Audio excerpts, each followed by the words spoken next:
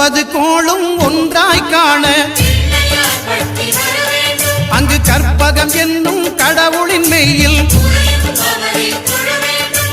9 கோளும் ஒன்றாய் காண அங்கு கற்பகம் என்னும் கடவுளின் மெய்யில்